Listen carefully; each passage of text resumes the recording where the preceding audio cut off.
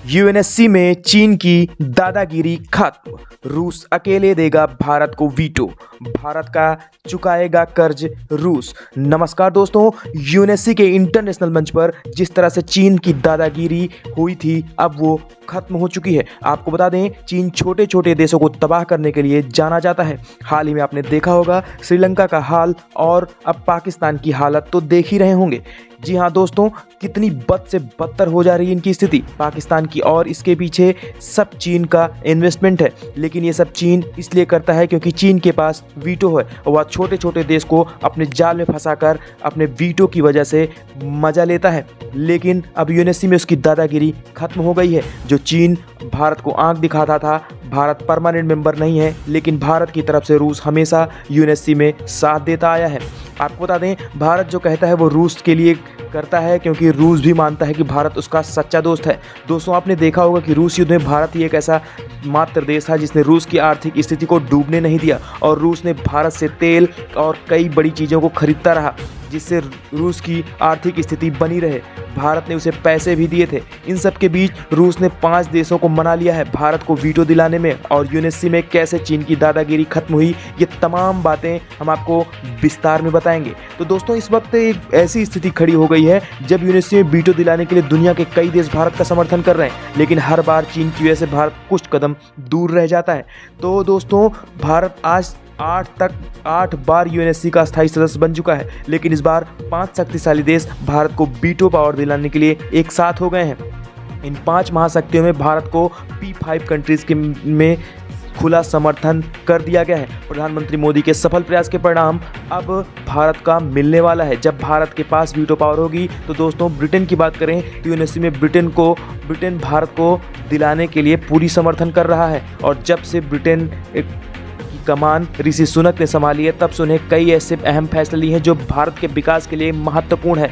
इसके साथ ही अगर फ्रांस की बात की जाए तो शुरुआत से ही फ्रांस ने भारत का समर्थन किया है। फ्रांस ने न सिर्फ भारत को वीटो दिलाने के लिए बल्कि पीयूके को लेकर पाकिस्तान का विरोध भी जाकर भारत को सही ठहराया है, और फ्रांस भारत के साथ हमेशा खुलेआम हामी भरता है, और यूएनएससी में जैसे भी कोई भी बदलाव हो ना हो वो भारत के साथ हमेशा खड़ा रहता है। तो ऐसे में अब फ्रांस जाता है भारत को वीटो पावर मिले, और फ्रांस को लगता है कि आने वाले समय में भारत ऐसा देश बन जाएगा जो चीन को पीछे छोड़ देगा। तो भारत का जिक्र दोस्तों रूस भी करता है, और रूस के साथ हमेशा भारत खड़ा रहता है। तो रूस नया भारत तब तक दिया जब दुनिया की महान शक्तियां भारत के विरोध में थी, पर अभी रूस भारत को सैन्य हथियार मुहैया करवा रहा है। भारत और रूस की दोस्ती काफ़ी पुरानी है, और अब तक ये दोनों देश हर वक्त मुश्किल में एक दूसरे का साथ देते आए हैं। हालांकि भारत ने सीधे तौर पर युद्ध के दौरान को रूस की मदद ना की हो, लेकिन आर्थिक रूप से भारत ने रूस की पूरी तरह से मदद की है, और रूस ने यूएन में कई बार भारत के समर्थन में वीटो पावर का इस्तेमाल किया है। और दुनिया के सबसे शक्तिशाली देश अमेरिका की बात की जाए तो भारत उस पर भरोसा नहीं कर सकता, क्योंकि जिस तरह से भारत उभर रहा है ऐसे में अमेरिका का डर है कि भारत जल्द उसकी जगह ना ले ले। लेकिन जब भी भारत के नाम वीटो के लिए आया है तो अमेरिका ने भी उसका समर्थन किया है, और इस कड़ी में यूएई जो एक मुस्लिम देश है उसने भी यूएनएससी में भारत का सपोर्ट करके पूरी दुनिया को चौंका दिया है। तो ऐसे में इन सभी देशों का समर्थन में ऐसा लग रहा है कि अगली बार भारत यूएनएससी के परमानेंट मेंबरशिप को जरूर हासिल कर लेगा। तो दोस्तों, ऐसे खबर में आपकी क्या राय है कमेंट सेक्शन में हमें जरूर बताएं। अब चलिए आपको ले चलते हैं एक और बड़ी खबर के साथ। दोस्तों, भारत की मदद के लिए रूस ने ऐसा ही कुछ किया है जिसे पूरी दुनिया हिल गई है। दोस्तों, आपको बता दें, आपको ये जानकर हैरानी होगी कि रूस ने अपने ऐसे 500 एयर डिफेंस सिस्टम और भारत को लेकर काफ़ी बड़ा बयान दिया है। आप सोच रहे होंगे कि रूस ने ऐसा क्या ऐलान किया, अब वो भारत के लिए क्या मदद करने वाला है, तो ऐसे में आपको वीडियो में विस्तार से हम बताएंगे। तो चलिए दोस्तों, इसके बारे में देखते हैं। आपको बताएं दोस्तों, युद्ध में जमीनी स्तर चाहे कुछ भी हो, लेकिन इस बात से इनकार नहीं किया जा सकता कि रूसी डिफेंस इंडस्ट्री ने पूरी दुनिया को प्रभावित किया है, क्योंकि प्रतिबंध और आर्थिक स्थिति के बावजूद रूसी सेना में ज़्यादा कमी नहीं हुई है, और रूसी सेना यूक्रेन से युद्ध लड़ रही है। इसके बावजूद 1 साल पहले प्रोडक्शन फेज में इंटर करने वाले 500 एयर डिफेंस सिस्टम की डिलीवरी अब रूसी सेना को मिलना शुरू हो गया है। यानी कि रशियन डिफेंस इंडस्ट्री तमाम चुनौतियों के बावजूद ऐसे एडवांस एयर सिस्टम की डिलीवरी अपनी सेना को करने लगी है। अब रूस में 500 एयर डिफेंस सिस्टम को लेकर यह काफ़ी बड़ा बयान दिया है कि वह भारत को इसके कस्टमर के रूप में देखता है। यानी कि रूस चाहता है कि भारत उन पहले देशों में से एक बने जो विश्व स्तरीय एयरक्राफ्ट डिफेंस सिस्टम सप्लाई करे। साथ ही जब रूस के डिप्टी प्राइम मिनिस्टर 2021 भारत के दौरे पर आए थे तो उन्होंने ये बात कही थी, जब भारत को अपना 500 एयर डिफेंस सिस्टम सप्लाई करना चाहते हैं तो एक जो भारत के S-400 के साथ मिलकर काफ़ी अच्छी तरीके से काम कर सकता है और हवाई सुरक्षा को काफ़ी ज़्यादा बढ़ा सकता है। दरअसल दोस्तों इसी साल भारत ने अपने सभी पाँचों S-400 air system defence missile का रेजिमेंट मिल जाएंगे, लेकिन अगर युद्ध की वजह से कुछ देरी होती है तो साल 2024 तक भारत को अपने सभी S-400 मिल जाएंगे और भारत इन्हें काफ़ी तेज़ी से ऑपरेशनल भी कर सकता है।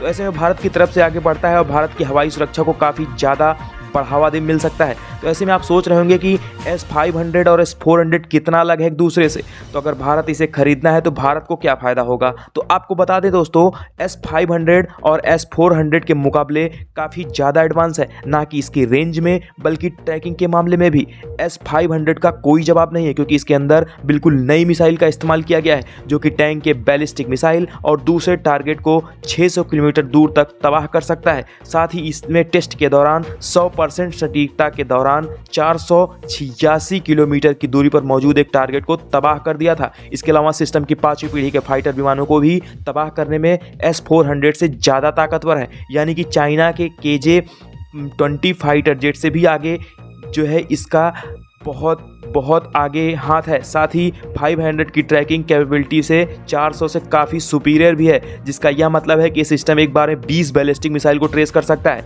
उनमें से 10 को रिपीट एंगेज मोड पे तबाह भी कर सकता है, यानी कि 500 S-400 के मुकाबले काफ़ी शक्तिशाली है और इसमें लगे मिसाइल पहले के मुकाबले ज़्यादा अत्याधुनिक और ख़तरनाक हैं। साथ ही रूस के अनुसार भारत इन दोनों के साथ इंटीग्रेट और ऑपरेट कर सकता है, अर्थात इन दोनों को एक साथ यूज में ला सकता है, लेकिन यह संभव नहीं कि S-500 की मिसाइल साथ ही और भारत, ऐसे में संभव नहीं है कि भारत और रूस S-500 और 400 की मिसाइल को साथ में लगाए। यानी अगर भारत इस सिस्टम को ऑपरेट करना है तो पहले उसे 500 की मिसाइल खरीदनी होगी। जी हाँ, मतलब यह फैसला भारत को है कि वह 500 रूस से खरीदना चाहेगा या नहीं। तो दोस्तों इस खबर के बारे में आपकी क्या राय है, कमेंट सेक्शन में ज़रूर बताएं। मिलते हैं अगले वीडियो में, तब तक के लिए जय हिंद।